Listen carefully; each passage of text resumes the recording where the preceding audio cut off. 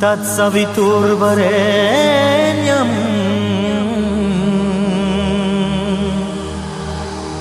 भर्गो देवस्य धीमहि धियो यो न प्रचोदयात्।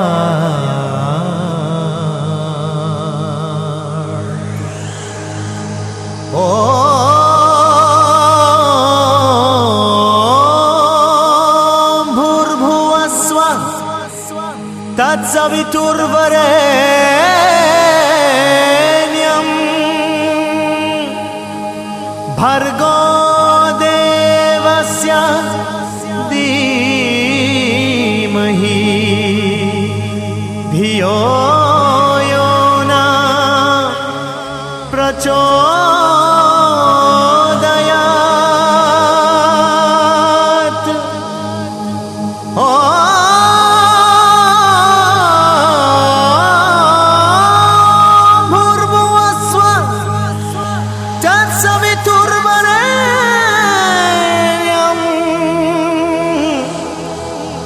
भर्गो देवस्य धीमहि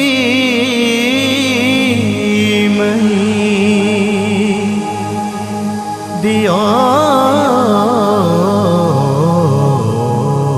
यो न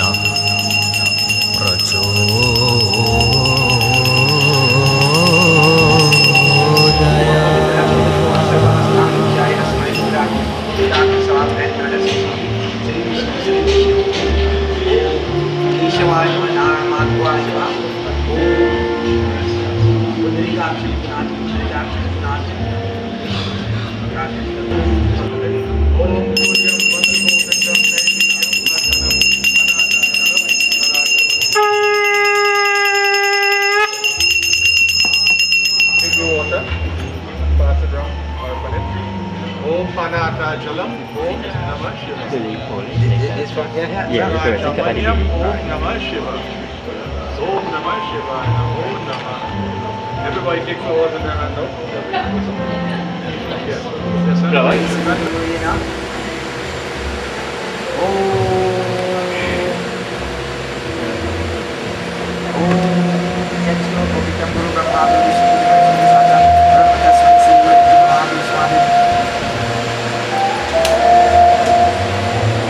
पूर्व सतत चलते हो अब ये वाली सीधे वहाँ जाने को मत किया और जो हवा स्प्रिंग पे हुआ था ओम यज्ञो पवित्रम परमाम पवित्रम राम ते यज्ञ पुस्तकाय शब्दम पुस्तकं सुखम यज्ञो पवित्रम बलमस्तु तेजः वही चलना चलना और इसको आवे हो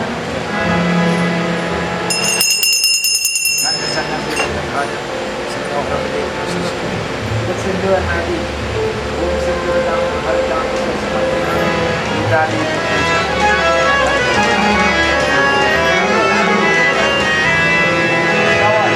पाती का विजय में प्रसाद अगर सिंह सर्वयो भगवान ओम महागणपति देवता ओम यं ब्रह्म वेदांत विद्रोह वदन्ति परम प्रधानम पुरुषम तथान्य विष्णुदेवता कृष्णमादस्मै नमो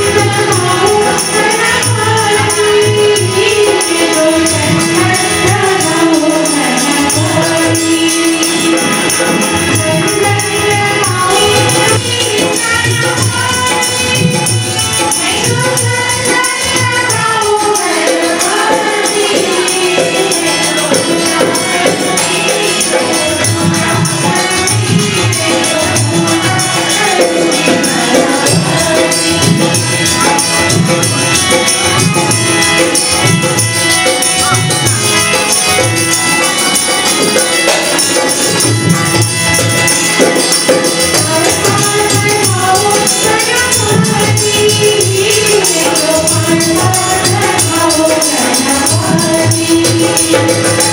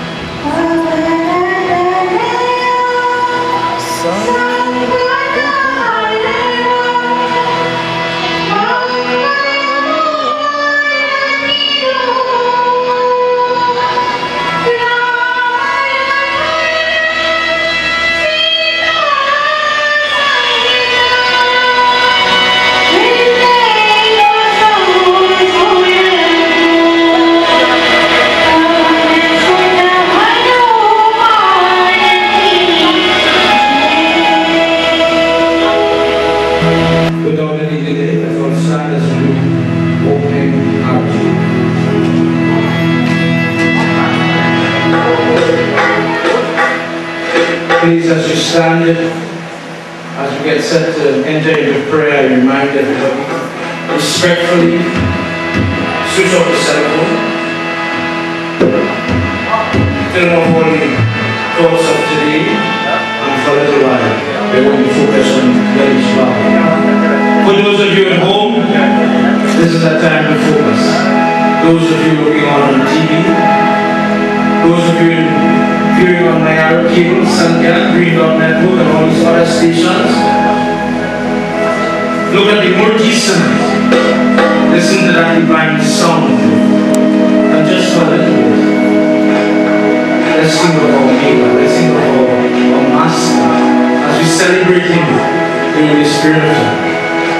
Those of you listening to the sound of His hand, whether in your home or here in Mandalay tonight, cover your ear, or be respectful to Lord. Close your eyes. Focus on what you came here to do. Our goal is simple, Prabhu. We want to understand you a little more.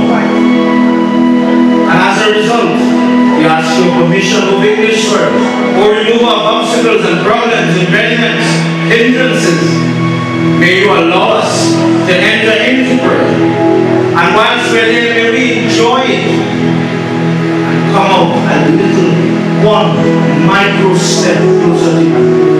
In my mind, in my body, in my intellect, may you allow me to find you, Lord. Similar to how Parvati Mata found you in her mind last night. Prabhu, may you help me learn how to be a devotee, how to be the best in it. Ajam cha varti sanyuktam grahina yojitam mayam dipam rihana devesham sunalokya divya.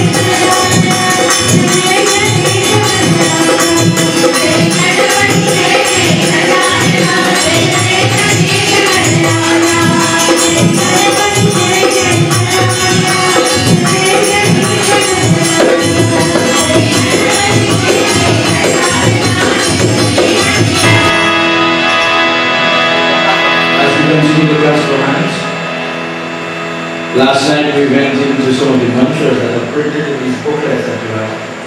Again, the purpose. Many times we go to satsang, we go to prayers, but only the people who are sitting by the baby, only they are the ones that are learning. Many adults think, you know what, this is for children. But I'll tell you something. It is only when you are in the depths, in the midst of the heat, of pain, on the corridors of the hospital, in the doorways of the funeral home, then you wish you knew the mantras that could help you. Tonight, these youths took time to type up this information, and they prepared it so that those listening at home, those that are physically here, will be able to hold something tangible. And not only learn the mantra, but learn the English, learn the understanding, learn the meaning behind it. And tonight we're going to pray. As we continue to repeat simple mantras, and tonight we're going to practice a spiritual Ganesh Baba. Let's all pray together.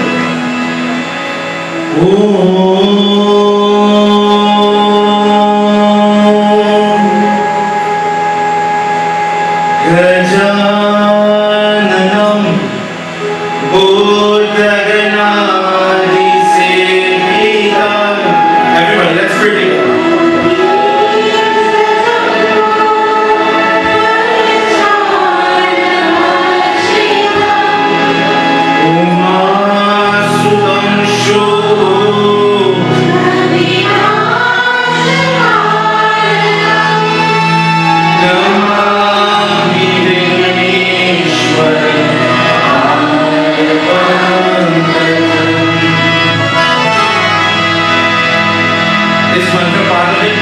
Prabhu, you are the remover of unhappiness.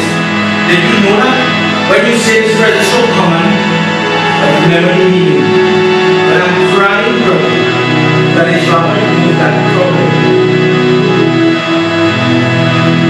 Sarvamangalamangale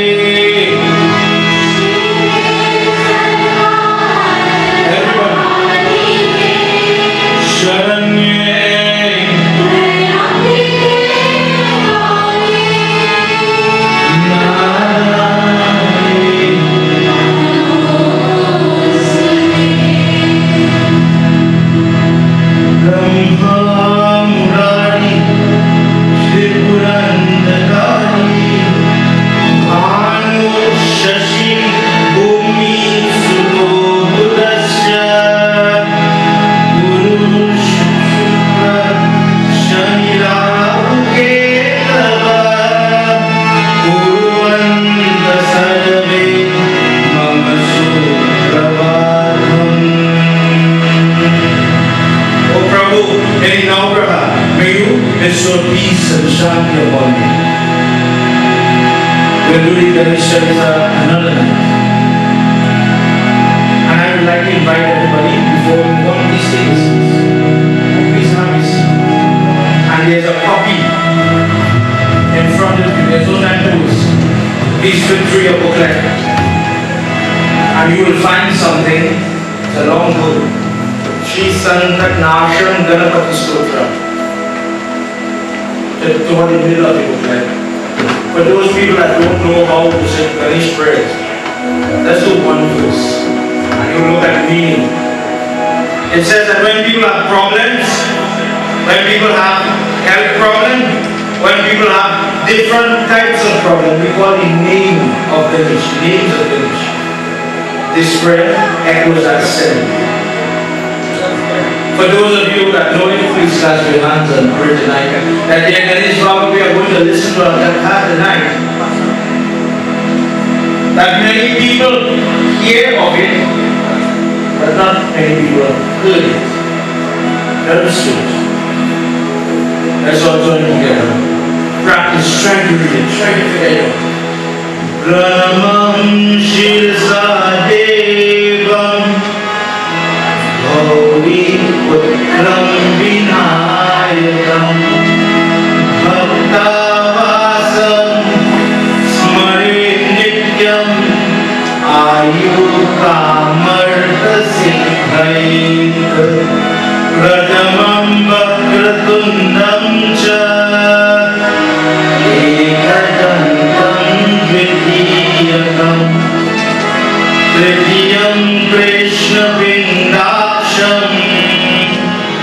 गजवक्त्रं चतुर्थकम्.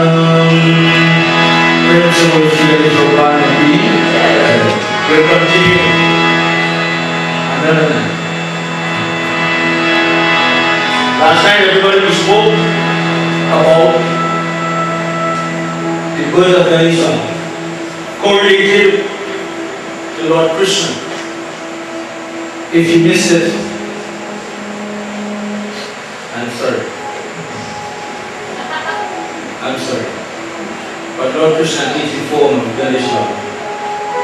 And he rewards Parvati for having the buddhi, the bhakti, to be able to achieve such a thing that Lord Krishna becomes the child, which is what she desires to have. And when I finished last night, and everybody had left, my president was here, and he says, well, he's a Lord Krishna devotee. And he says, Bhagavad, now you confuse me. How is Ganesha Krishna? How is that Krishna considered to be this elephant-headed God who has one tusk? How could they be the same people? But we all know. If I assume, let me ask the question. When you make Sipan Sandwich in your house, when you are puja with your Baba, do you put the tulsi in the cup? Some people say yes, some people say no, some people I don't know. Please understand the answer. We don't put the tulsi. We leave it for the Baba to and for a particular reason. He asked me, how is it we do Krishna Puja, we bathe Krishna in Tulsi water, Tulsi leaf, Tulsi mala. The prasad is not accepted if the Tulsi leaf is not there. But he heard that Ganesh Baba is a stranger to Tulsi leaf. He does not accept Tulsi leaf. We don't put Tulsi leaf in his prasad. Have you ever heard this? For those people at home, this is the reality. We don't offer him Tulsi. But as a Hindu, if someone should come up to you and say, Wani, if a young child should come to appear on here tonight and say, Mommy, Daddy, I'm confused, I've learned one thing. Respect Tulsi plant, respect the leaves. The wood is used from funeral to yajna, Gra Puja. That Tulsi wood is so important. I understand that when Tulsi is offered on the Shaligram, and we give that water from the washing of the Shaligram to somebody who's about to die, they get mukti if it is the last thing that they ingest. Not the Tulsi alone, but when it washes the Shaligram. Please understand the difference. So then how is Ganesh Baba? He doesn't want this reason. Look at yourself tonight. Before we go forward and answer that question. And it brings up a little problem that we have. Last time we spoke a lot about devotion. But please be aware that in our Hindu circle in Trinidad and Tobago, in my opinion, and if you tell anybody, Congregation Bible Science said, that we are not lacking bhakti. We have faith, we follow well, and we hold fast to what we believe in. But you see, knowledge, Jnana Yoga, you have Sankhya Yoga, or that knowledge that takes you from here to God, sometimes that is like it. And to illustrate the point,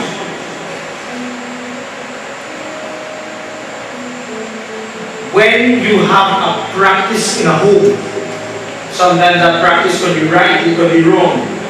We don't know the symbolism, we don't understand the reality, we don't know the history. But I know it that way, Baba. So I'm going to do it that way. And I hold faith into that, and I'm not going to better myself. Please remember, in our circle of Hinduism, 30, 40 years ago, we had the practice of taking down all the mirrors and all the curtains in the house. But we didn't know where it came from. And the sad fact is, when that was researched and people started to talk, we started to take down the mirrors from our home because we did not want to, during the time of death, we did not want to do something that is wrong by keeping the mirror up. But please understand that in the Islamic faith, they don't put mirrors and pictures and eyes in a house, because the belief is that when the angels come, they leave when they are meant to be reflection of the eyes. And our Islamic brothers and sisters understand this very well. But Hindus, when you are not aware of what you are doing, you absorb other people's culture and traditions, and we take it and we practice it. And it is only when that came to light, that practice stopped. Do you see anybody taking up curtain and mirror and turning around pity in this day and age? No. As Hindus absorb knowledge, our prayer, our puja, our understanding of our puja is getting better and better. There are many examples like that. From time to time you go to read when there is a death. I'm sure you know about this. When is the singing supposed to begin? And one person said, "Oh Lord, we have to have 1 or 2 days waiting. If we don't put something for the spirit, if we don't put prayer, if we don't drop 1 or 2 drops of alcohol, things are not going to go good." And yet again, we absorb the Irish practice of celebrating and making merriment from their perspective, where liquor is up. But the Hindu who understands where that soul is in need of prayer and satsang, now you are seeing people doing satsang even on the night of the Bandara Day. Singing and satsang, reading from Gita is done every night in some homes, in all faiths. But as knowledge is being absorbed by our brothers and sisters, some of the mistakes, some of the misunderstandings that we have, they're being rooted out and things are changing. Long ago, and this is so funny now, this is another example. We have the understanding of the passage of the soul. We know where the soul is going. But still, they used to take flour and paint the floor in the bedroom and get up the next morning, and people would look to see a chicken footprint or a cockroach footprint or whatever footprint and understand that the deceased person only died yesterday, but has already taken birth in a chicken form or a horse form or whatsoever form. It was a practice in rural Trinidad. These things were being done. And as knowledge again entered into the mind via yagya, satsang, etc., as our books became more and more reader friendly, the change slowly started to happen. Tonight, if it is the first time you're going to hear this, please remember, for the purpose, for the simple purpose, that this change must begin, must happen in your home. Friends, so if you finish the one again.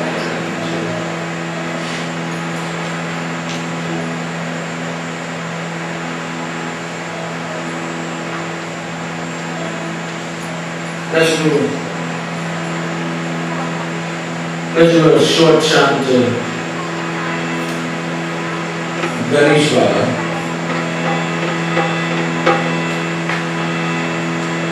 And everybody will sing with me. Simple chant. Now there are many chants listed here in the booklet. And and we'll get them at some point. Just my problem is I can't remember all these different tunes. I am musically challenged.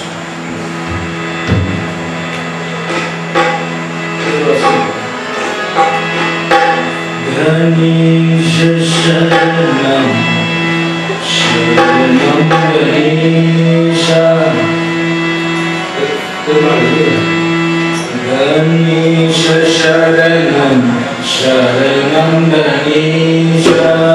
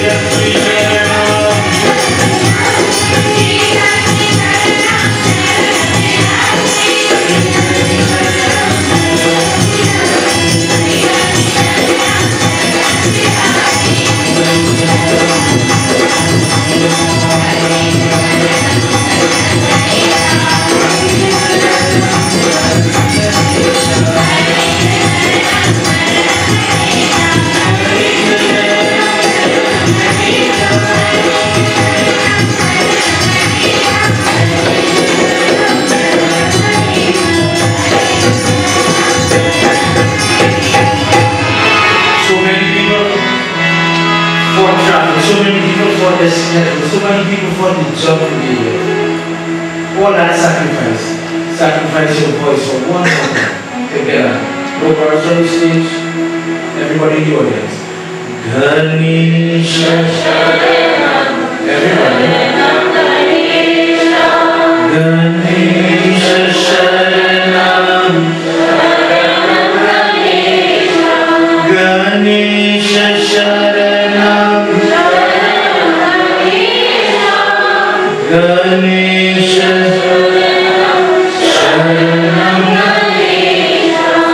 Prem se Bol Shri Ganesh Bhagwan ki jai. We enter in the section of Brahm Vaivat Quran where Parashuram has just completed worship. Narad Muni is listening to Lord Vishnu and he is hearing how wonderful Parashuram prayed to Parvati Mata, to Ganesh Baba, Mahadev Baba, how he offered all the different types of fruit. What types of fruit? Those types of fruit that have seed, many types of seed. Those types of fruit that have a lot of juice in it. He lays these things in front, with love in front of them. He offers the datur seed, fleshes out the seeds, mixes it with milk and gives them a lota. He offers all the various ingredients. And Lord Vishnu stays quiet now. And he says, "O Narad, what is your next question? What is your next desire? What else would you like me to speak about?" And he says, "Prabhu, I heard you list every single ingredient in prayer. I heard you describe the flowers that are to be used. If somebody came to you, those of you listening at home, team from Heritage Radio, somebody comes up to you and they say you are always in prayers. I know you belong to such and such temple. Could you tell me what is the appropriate flowers for any puja?" Somebody will say, "Well, let's begin with Lord Shiva. We can use the temple flowers, we can use the bluebell flowers, we can use the Araku flowers for Devi Ma. But suppose I can't get these flowers, you know, neighbors go along, they're not planting flowers, they don't. So we most of the time have to make do with what we get. But what is the rule? What does our text say about flowers? Any flowers could be used. Any flowers, truthfully. Or what is the rule? The flowers that has a scent. The flowers that has nectar in it. That flowers should be offered in prayer. Because of the value, because of the scent, the sweet scent that is a gift of God with this extra added content of sweetness. He says, "Shri Hari Vishnu, you are lying here in Vaikuntha and you describe the flowers, the leaves, the bay leaf must be perfect, no holes, no tears, no rip, 3 strands on each leaf, and then a person is going to be able to achieve optimum blessing. But Prabhu, maybe you made a mistake. I don't know. But I didn't hear you say Parashuram put 2 seeds. Did you forget that? Did he forget that? Prabhu, may you answer me, please tell me why he didn't put the 2 seeds. I have heard, I did hear Prabhu, that Ganesh Baba doesn't accept 2 seeds. Could you please tell me why? Could you answer this for me? And from the pages of Ganpati, Lord Vishnu, he begins to speak, to answer the question of Sri Narad. Let's join together in his faces. Narayana Krishnaya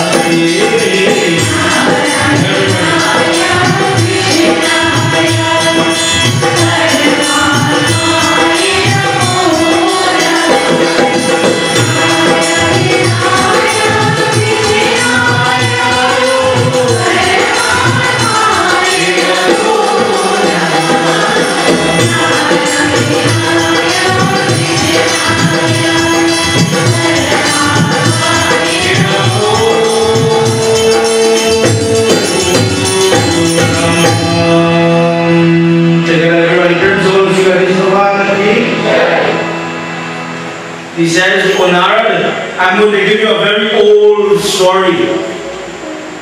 Births and generations ago, this story took place. So much so, what we call the Tulsi plant, she was a human back then. A young girl, adolescent. Puberty now coming. Hormones rushing up and down her body. Different thoughts entering into the mind of this young girl. And what is going through her mind? He says, this youthful Tulsi, she wants a husband.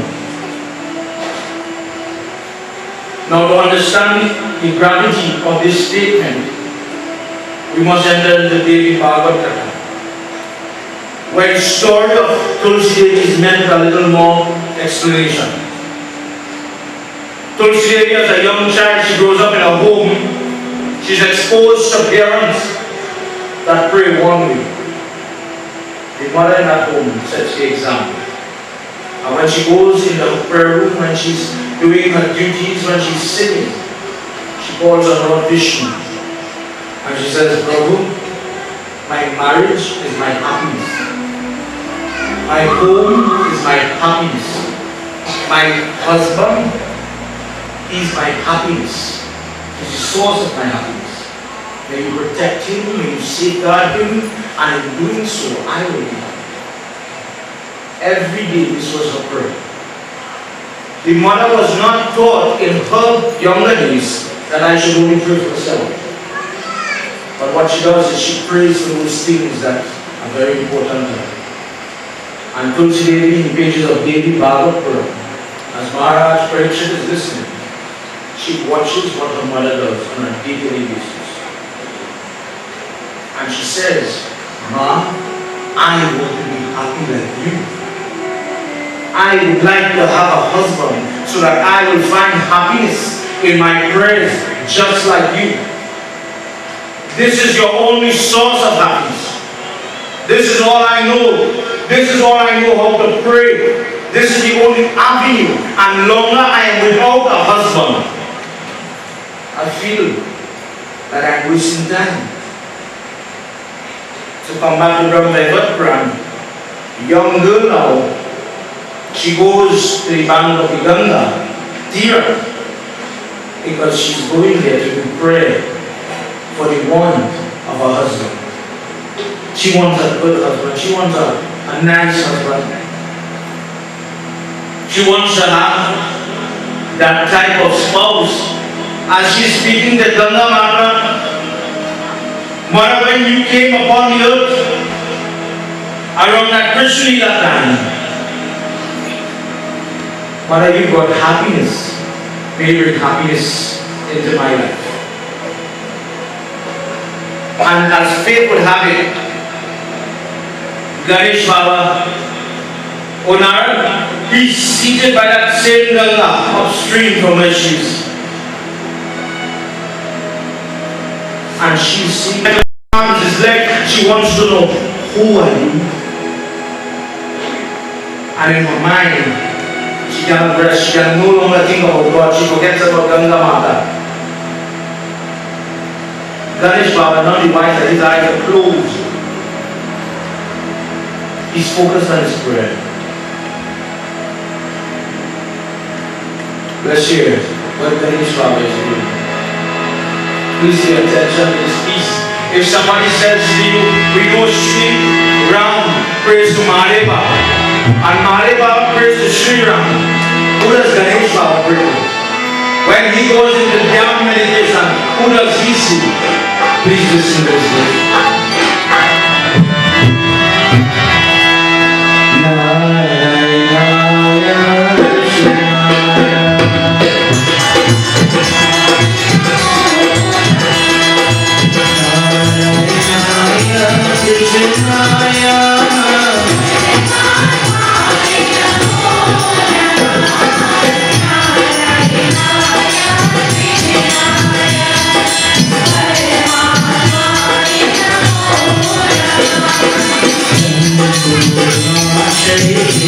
Shri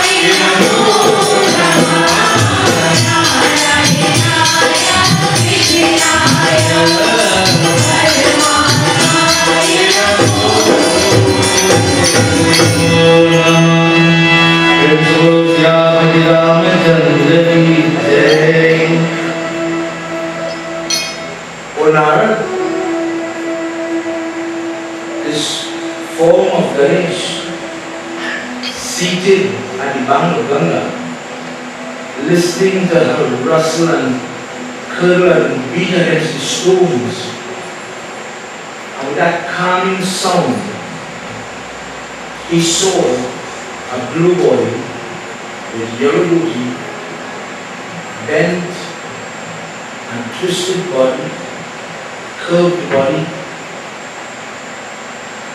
dark eyes, and very curly dark hair. As Ganesh sat there, he was praying to the person who removes the sansar, who removes old age, who removes garibi. Garibi is poverty. Poverty, physical, financial poverty. And there are some people, no matter how much money you have, because you lack spiritual richness, that money doesn't stay very long. Because you don't have the value for family, for loved ones.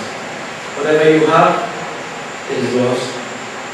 He says that person who removes that form of poverty, this is who he sat there thinking about it.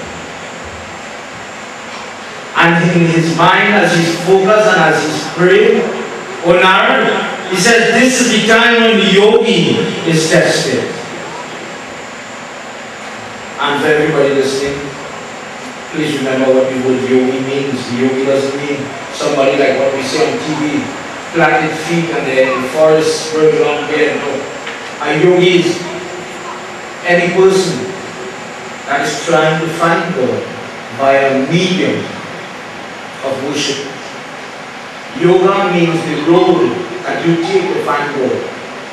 Last time we heard a little bit of Buddhi Yoga, Karma Yoga, Sankhya Yoga, different methods. Bhakti Yoga, when people sing and hit their little manjira, people sing and clap out of love and trying to find God. The person that is utilizing that path, that person becomes a yogi.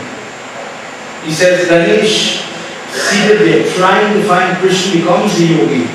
And he says, Unard, in that moment when your eyes are closed and you are trying to find God, that is the time that yogi is going to be tested. And I'm sure we all could understand this one.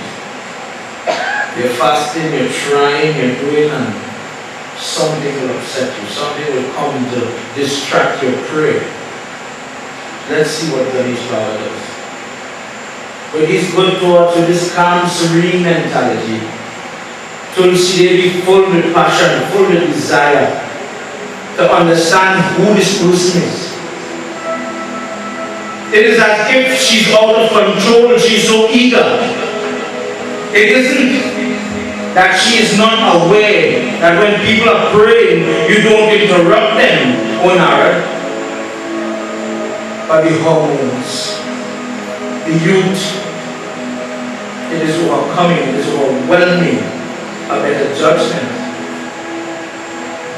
And she goes and she looks for that belly and she's going to poke the belly.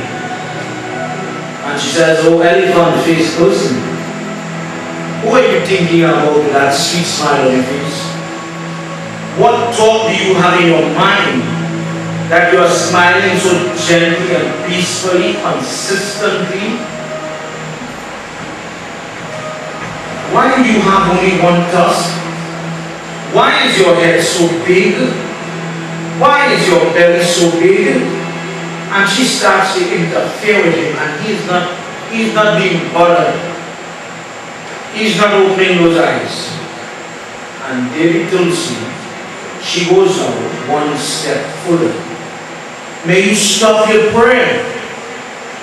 O divine being, O big boy, may you stop your prayer. It's Sandhya time, it's dark. You should come out of this dhyan." And again, Velikala ignores this interruption. And when she couldn't take the ignoring anymore, let's hear what she did. Ya Devi Sarva Bhuteshu Shakti Rupena Samvistita Namastasya